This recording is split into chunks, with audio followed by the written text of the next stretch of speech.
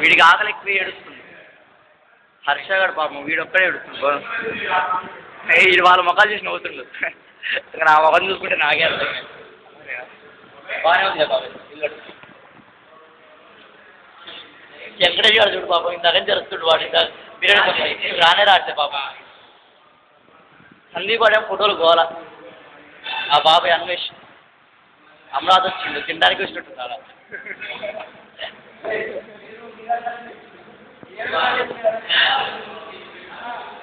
అసలు ఇలా ఏది అడిగలేవు. ఏంటంటే బయట భోజనం చేసినానికి 5 గంటలు జరుగుతుంది. మాట్లాడుతున్నావు మాట్లాడరా. అయ్యో ఆడుకున్నప్పుడు చేద్దాం. ఎవరు